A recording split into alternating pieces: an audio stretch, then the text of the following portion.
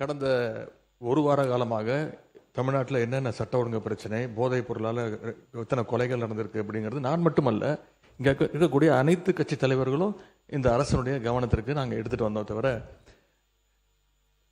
அதற்கு நீங்கள் இது வரைக்கும் எந்த அமைச்சரும் அதற்கு சரியான பதில் சொல்லவே இல்லை.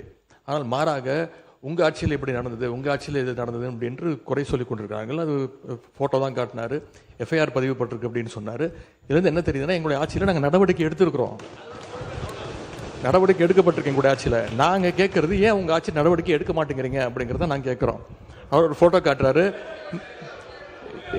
ஒரு பேசி முடிக்கிட்டோம். அமைச்சர் அவர்கள் ஒரு ஃபோட்டோவை காட்டினாரு. இன்னொரு வீடியோ ஒன்று இருக்குது, அது எல்லாருமே பார்த்தாங்க, ஒட்டுமொத்த இந்தியாவே பார்த்துச்சு, உலகம் முழுக்க பார்த்தாங்க. இருக்கக்கூடிய அமைச்சர் ஒருத்தர் போதைப் பொருள் பவுடராக நுணுக்கி அதை என்ன பண்ணாருங்கிறத விளக்கம் கொடுத்துட்டார். போதும், அது விளக்கம் கொடுத்துட்டார், முடிஞ்சு போச்சு. அதை பற்றி பேச வேணாம். அவைக்குள்ள அதை மட்டும் நீக்கி விடுகிறேன். நீங்க பதில் சொல்லியாச்சு, உட்காருங்க. திரும்ப அதை பற்றி பேச வேண்டாம். கடந்த அவங்க திருப்பி குற்றச்சாட்டு வைக்கும்போது நாங்கள் அதை குற்றச்சாட்டு வைக்குவோம். அது மட்டும் இல்லை, கடந்த 5 ஆண்டுகளாக போதைப் பொருட்களை ஒழிக்க நாங்கள் எங்களுடைய தலைவர், எங்களுடைய முதலமைச்சர் சரியான நடவடிக்கை எடுக்கவில்லை என்ற ஒரு கருத்து இங்கே வைக்கப்படுகிறது. அது தொடர்பாக சில கருத்துக்களை இங்கே நான் கூற விரும்புகின்றேன். ஆட்சிக்கு வந்த ஒரே ஆண்டில் எங்களுடைய தலைவர் அவர்கள் போதைப் பொருள் இல்லா தமிழ்நாடு என்ற இலக்கோடு மதுவிலக்கு அமலாக்கத்துறையையும் நார்காட்டிக்ஸ் இன்டெலிஜென்ஸ் பியூரோ சிஐடி என்ற இரு பிரிவுகளை ஒன்றிணைச்சு இபிசிஐடி என்ற புதிய பிரிவை உருவாக்கினவர் எங்களுடைய தலைவர் திரு முத்துவேல் கருணாநிதி ஸ்டாலின், அன்றைய முதலமைச்சர் அவர்கள். அவர் அன்றைக்கு அப்படி செயல்பட்டதால் தான் கடந்த 5 ஆண்டு கால திராவிட மாடல் ஆட்சியில் இதுவரை இல்லாத அளவுக்கு ஒரு விழிப்புணர்வை ஏற்படுத்தி போதைப் பொருட்களை தொடர்ந்து எங்களுடைய அரசு பறிமுதல் செஞ்சது. இது தொடர்பான புள்ளி விவரங்கள் தேவைப்பட்டாலோ அவர்கிட்ட இருக்கு, அமைச்சர்கிட்ட இருக்கு. கூடுதல் தகவல் தேவைப்பட்டாலோ அதை நாம் எங்கேயும் போய் தேட வேண்டிய அவசியம் இல்லை.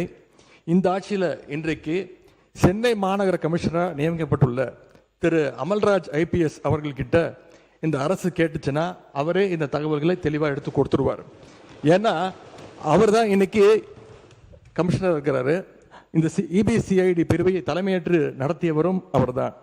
அவர்கிட்ட கேட்டால் கரெக்டாக சொல்வார், எத்தனை டன் கஞ்சாவை பறிமுதல் பண்ணோம், எத்தனை பேரை நாங்கள் கைது செஞ்சுருக்கிறோம், சிறப்பு புகார் எண்கள் எத்தனை அறிவித்தோம், விழிப்புணர்வு நிகழ்ச்சிகள் எல்லா டேட்டாவும் அவர்கிட்ட இருக்கு.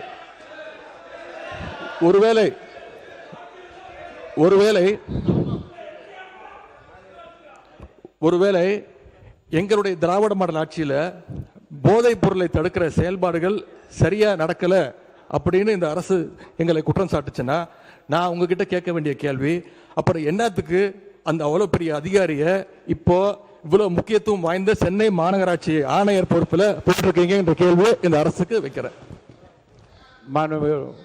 பொதுப்பணித்துறை அமைச்சர், நீங்க இது குற்றச்சாட்டு அல்ல.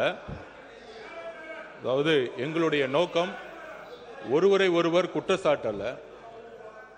போதை பழக்க வழக்கம் தமிழ்நாடு முழுவதும் அதிகமானதுதான். எங்களுடைய பிரச்சாரத்திலேயே ஒவ்வொருத்தருக்கும் சொல்லும் பொழுது எங்களுடைய முதலமைச்சர் நாங்களும் சொல்லும்போது பெண்கள் சொல்லியது, எல்லா தெருக்களிலும் இந்த கஞ்சா பழக்கமும் ட்ரக்ஸ் பழக்கமும் அதிகமாக இருக்குது, நீங்க ஆட்சிக்கு வந்தா ஒழிச்சிடுங்கன்னு எங்களுடைய கையை பிடிச்சு சொன்னது பெண்கள். அதில் நாங்கள் உறுதியாக இருக்கிறோங்கிறத நாங்க பதிவு பண்ண.